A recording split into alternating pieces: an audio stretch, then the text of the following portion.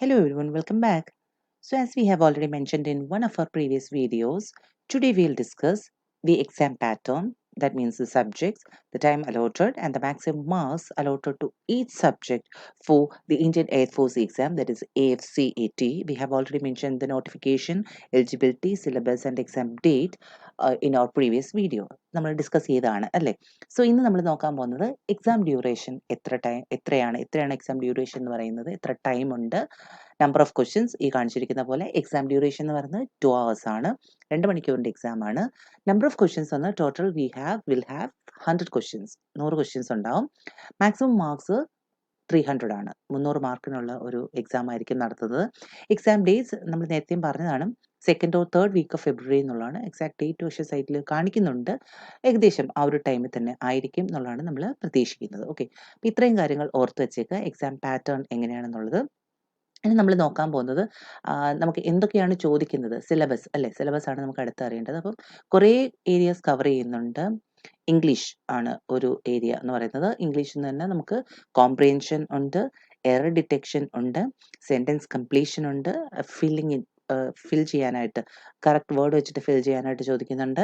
Synonyms ആൻറ്റണിംസ് ചോദിക്കുന്നുണ്ട്, opposites അല്ലെങ്കിൽ similar meanings. Synonyms എന്ന് പറയുമ്പോൾ സിമിലർ മീനിങ്സ് ആണ്, ആൻറ്റണിംസ് എന്ന് പറയുമ്പോൾ ഓപ്പോസിറ്റ്സ് ആയിരിക്കും. ആൻഡ് ടെസ്റ്റിംഗ് ഓഫ് വെക്കാബുലറി, നമ്മുടെ വെക്കാബുലറി എത്രയുണ്ടെന്ന് ടെസ്റ്റ് ചെയ്യാൻ വേണ്ടിയിട്ടുള്ള ടൈപ്പ് ഓഫ് ക്വസ്റ്റ്യൻസ് ഉണ്ടാവും. Different types of idioms and phrases വരുന്നുണ്ട് അതിനകത്ത്. ക്ലോസ് ടെസ്റ്റ് ഉണ്ട്, ആനലോഗി നടത്തുന്നുണ്ട്, സെൻറ്റൻസ് റീഅറേഞ്ച്മെൻറ്റ് ചെയ്യാനായിട്ടുണ്ടാവും, വൺ വേർഡ് സബ്സ്റ്റിറ്റ്യൂഷൻ. അപ്പോൾ ഇത്രയുമാണ് ഇംഗ്ലീഷുമായിട്ട് റിലേറ്റഡ് ആയിട്ട് വരാൻ സാധ്യതയുള്ള ക്വസ്റ്റ്യൻസ്. അപ്പോൾ ഇത്രയും പാർട്ട് നമ്മൾ ക്വസ്റ്റ്യൻസ് അല്ലെങ്കിൽ നമ്മൾ ആൻസേഴ്സ് പഠിച്ചിട്ട് പോകുന്നത് നന്നായിരിക്കും, പ്രാക്ടീസ് ചെയ്തിട്ട് പോകുന്നത് നന്നായിരിക്കും എന്നുള്ളതാണ് ഇംഗ്ലീഷിൻ്റെ കാര്യത്തെക്കുറിച്ച് പറയാനുള്ളത്. ദെൻ ജനറൽ അവെയർനെസ് ആണ് അടുത്ത പാർട്ട് എന്ന് പറയുന്നത്. അപ്പോൾ ജനറൽ അവെയർനെസ്സിലേക്ക് വരുമ്പോൾ അവിടെ ഹിസ്റ്ററി ഉണ്ട്, geography, civics, politics, current affairs, environment, economy, environment and ecology, basic science, defence of course, art, culture, sports, personalities. ഇതുമായിട്ടൊക്കെ റിലേറ്റഡ് ആയിട്ടുള്ള ക്വസ്റ്റ്യൻസ് ആയിരിക്കും ജനറൽ അവെയർനെസ് ടോപ്പിക്കിൽ നമുക്ക് പ്രതീക്ഷിക്കാനായിട്ട് ഉള്ളത് നമ്മൾ ഈ എക്സാമിന് പോകുമ്പോഴത്തേക്ക്. ഓക്കെ, ആൻഡ് അടുത്ത പാർട്ട് എന്ന് പറയുന്നത് ന്യൂമറിക്കൽ എബിലിറ്റി ആണ്. ഒത്തിരി ടൈപ്പ് ഓഫ് എക്സാംസിനൊക്കെ ഉള്ളതാണ് ന്യൂമറിക്കൽ എബിലിറ്റി എന്ന് പറയുന്നത്. ഇവിടെയും നമുക്കതുണ്ട്. അതിനകത്ത് ന്യൂമറിക്കൽ എബിലിറ്റി എന്ന് പറയുമ്പം ഡെസിമൽ ഫ്രാക്ഷൻ വരുന്നുണ്ട്, ടൈം ആൻഡ് വർക്ക് വരുന്നുണ്ട്, ആവറേജ് കണ്ടുപിടിക്കാൻ ഉണ്ടാവും, പ്രോഫിറ്റ് ആൻഡ് ലോസിനെ കുറിച്ചുള്ള ക്വസ്റ്റ്യൻസ് ഉണ്ടാവും, പെർസെൻറ്റേജ് ഉണ്ട്, ratio and proportion and simple interest അങ്ങനെയുള്ള ക്വസ്റ്റ്യൻസ് ഉണ്ടാവും. ടൈം ആൻഡ് ഡിസ്റ്റൻസ് കണ്ടെത്താനായിട്ടുള്ള ക്വസ്റ്റ്യൻസ് ഉണ്ടാവും. അതിൽ ട്രെയിൻസ്, ബോട്ട്, സ്ട്രീംസ് അതുമായിട്ടൊക്കെ റിലേറ്റഡ് ആയിട്ടുള്ള ടൈമും ഡിസ്റ്റൻസും ഒക്കെ, അതിൻ്റെ മൂവിങ് അതുമായിട്ടൊക്കെ റിലേറ്റഡ് ആയിട്ടുള്ള ക്വസ്റ്റ്യൻസ് ആയിരിക്കും വരുന്നത്. ദെൻ ഏരിയ ആൻഡ് പെരിമീറ്റർ കണ്ടെത്താനുള്ള ക്വസ്റ്റ്യൻസ് ഉണ്ട്, probability, number systems, number systems and number series ആണ് വരുന്നത്, മിക്സ്ചർ ആൻഡ് അലിഗേഷൻ റൂൾസ് വരുന്നുണ്ട്, ക്ലോക്സ്. ഇത്രയുമാണ് ന്യൂമറിക്കൽ എബിലിറ്റി ആയിട്ട് സാധാരണ നമ്മൾ എല്ലാ എക്സാംസിലും കാണുന്ന പോലെ തന്നെയാണ് ഇവിടെയും ഇതുമായിട്ടൊക്കെ റിലേറ്റഡ് ആയിട്ടുള്ള ക്വസ്റ്റ്യൻസ് ന്യൂമറിക്കൽ എബിലിറ്റിയിൽ വരാൻ സാധ്യതയുണ്ട് എന്നാണ് നമുക്ക് അറിയാൻ കഴിയുന്നത്.